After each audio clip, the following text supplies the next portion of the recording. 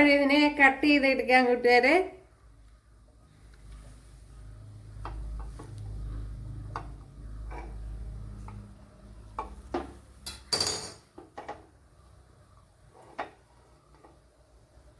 കണ്ടല്ലേ, സൂപ്പർ, നല്ല പെർഫെക്റ്റ് ആയിട്ട് കിട്ടിയിട്ടുണ്ട്. അപ്പോഴെല്ലാവരും ചെയ്ത് നോക്കുക. കറക്റ്റ് അളവാണ് ഞാൻ എല്ലാം കൊടുത്തിരിക്കുന്നത്.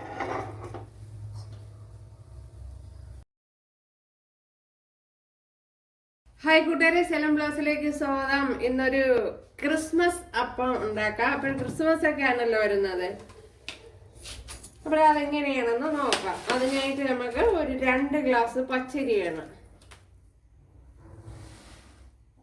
അല്ല, ഈ അളവിനാണ് പച്ചരി എടുക്കണം. കുമിച്ച് എടുത്തിട്ടില്ല ഉണ്ടല്ലേ, അതേപോലെ 2 ഗ്ലാസ് പച്ചരിയാണ് എടുത്തിരിക്കുന്നത്. ഓക്കെ, അപ്പൊ ഞാൻ ആൾറെഡി ഇവിടെ ഇട്ടിട്ടുണ്ട്.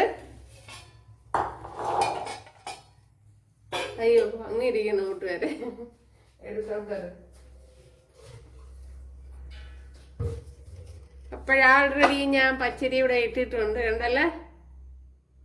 മണിക്കൂറോളം കുതിർത്തെടുത്തതാണ്. ഇത് ഇളനീരാണ്, അതായത് കരിക്കിൻ വെള്ളം. 1 ടീസ്പൂൺ ആക്റ്റീവ് ഈസ്റ്റ് എടുത്തിട്ടുണ്ട്. മധുരത്തിന് ആവശ്യമായ ഷുഗർ ചേർത്ത് കൊടുക്കുക. അപ്പോൾ എൻ്റെ കയ്യിലിരിക്കുന്നത് ഇത് സ്പൂണൊന്നും അല്ല, ഇത് തവിയാണ്. അപ്പോൾ ഞാൻ ടീസ്പൂണിനാണ് ഈസ്റ്റ് ഇട്ട് കൊടുത്തത്. ഇപ്പം നിങ്ങൾക്ക് മധുരം കൂടുതൽ വേണമെങ്കിൽ കൂടുതൽ ഷുഗർ ചേർത്ത് കൊടുക്കുക. ഇതിനി കുറച്ച് സമയം ഒന്ന് ഇവിടെ അടച്ചു വെച്ചിരിക്കണം. ഒരു 10 മിനിറ്റ് റെസ്റ്റിന് വെക്കണം.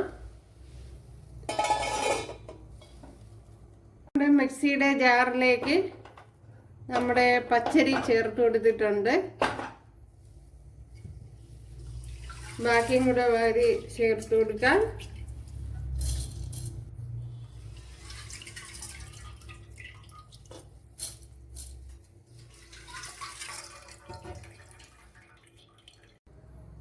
അപ്പോഴിതിലേക്ക് ഇനി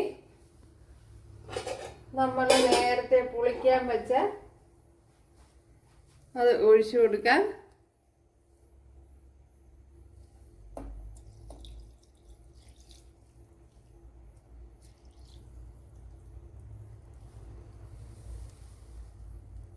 ഒരു 2-3 ടേബിൾ സ്പൂണ് കോക്കനട്ട് മിൽക്ക് കൂടെ ചേർത്ത് കൊടുക്കുക. അതായത് തേങ്ങാപ്പാൽ 2-3 സ്പൂണേ ചേർത്ത് കൊടുത്തുള്ളൂ. ഇതിനെ ഇനിയൊന്ന് ഫൈനായിട്ടൊന്ന് അടിച്ചെടുക്കാം.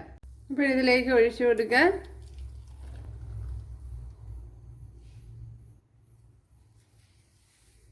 അപ്പം നല്ല ഫൈനായിട്ട് അടിച്ചെടുക്കണം. തരികരിപ്പൊന്നും പാടില്ല ഉണ്ടല്ലേ, നല്ല പേസ്റ്റ് പോലെ അരച്ചെടുക്കണം.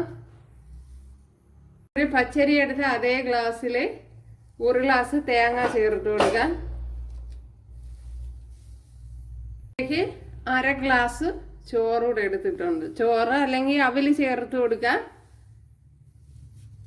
വെള്ളരിയുടെ ചോറ് ചേർത്ത് കൊടുക്കണതാണ് കുറെ കൂടെ നല്ലതാകുമ്പോൾ കുറെ കൂടെ വെള്ള കളറിലിരിക്കും. എൻ്റെ കയ്യിലിപ്പോൾ ഇതേ ഉള്ളൂ. ഒരു കുറച്ച് വലിയ പാത്രത്തിൽ മാറ്റിയിട്ടുണ്ട്, അല്ലെങ്കിൽ ശരിയാവില്ല. അപ്പോഴേ തേങ്ങയും ചോറും കൂടെ അരച്ചതുകൂടെ ചേർത്ത് കൊടുക്കാം. ഇനി ഇത് കൈ കൊണ്ട് തന്നെ ഒന്ന് നല്ലവണ്ണം ഒന്ന് കലക്കി കൊടുക്കണം ഇതേപോലെ. അപ്പോൾ കലക്കിയതിന് ശേഷം ഒന്ന് അടച്ച് വെച്ചിരിക്കാം.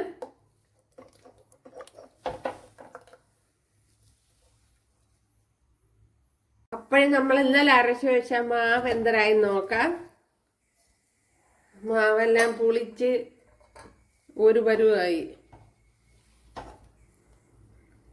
അതൊരു 2-3 മണിക്കൂർ അരച്ച് വെച്ച് 2-3 മണിക്കൂർ കഴിഞ്ഞ് വേണമെങ്കിലും തയ്യാറാക്കാം. അപ്പോഴതിന് കുറെ കൂടെ ഈസ്റ്റ് കൂടുതൽ ചേർത്ത് കൊടുക്കണം. ഞാനിപ്പം കുറച്ച് ഈസ്റ്റാണ് ചേർത്തത്. ഞാനിപ്പോൾ ഒരു 6 മണിക്കൂർ വെച്ചിരുന്നു. രാത്രി അരച്ച് വെച്ചിട്ട് രാവിലെയാണ് എടുക്കുന്നത്. അപ്പോഴാവശ്യത്തിനുള്ള ഉപ്പൂടെ ചേർത്ത് കൊടുക്കാം.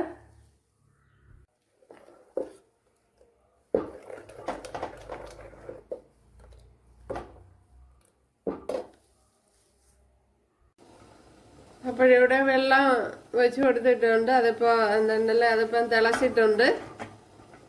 അപ്പോഴാ ഈ പാത്രത്തിൽ ശകലം നെയ്യ് തടവി കൊടുത്തിട്ടുണ്ട്. ഇനി ഇതിലേക്ക് നമ്മുടെ മാവ് കോരി ഒഴിച്ചു കൊടുക്കുക.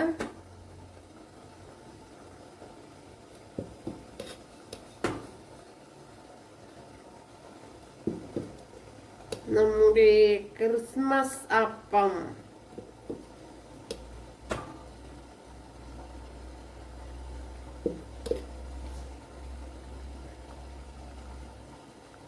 ഇപ്പോഴിത്രയും മതി. ഒരുപാട് അപ്പോഴിത് വെന്താന്ന് നോക്കാം. അപ്പോഴിതിവിടെ വെന്തിട്ടുണ്ട്. അപ്പോഴും നമുക്കിതൊന്ന് ഇളക്കിയെടുക്കാം.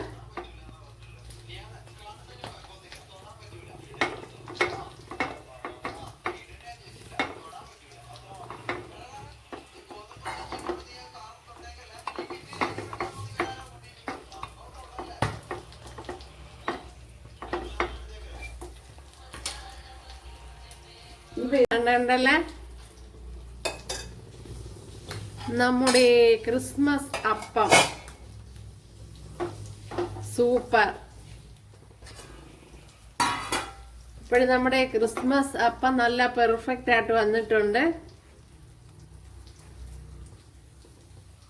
അപ്പോഴെല്ലാരും ചെയ്ത് നോക്കുക.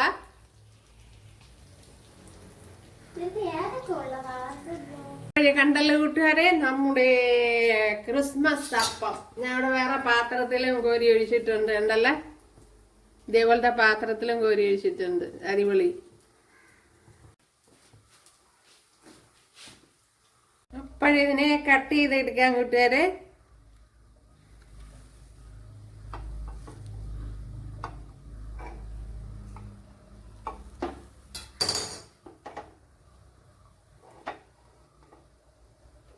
കണ്ടല്ലേ, സൂപ്പർ, നല്ല പെർഫെക്റ്റ് ആയിട്ട് കിട്ടിയിട്ടുണ്ട്.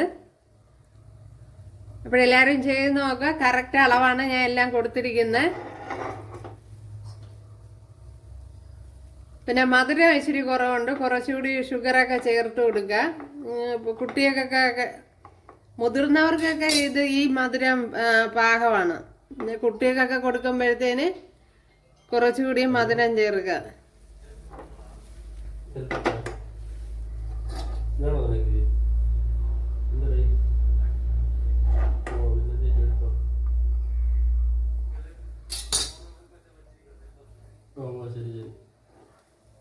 അടിപൊളി ഉണ്ടല്ലേ.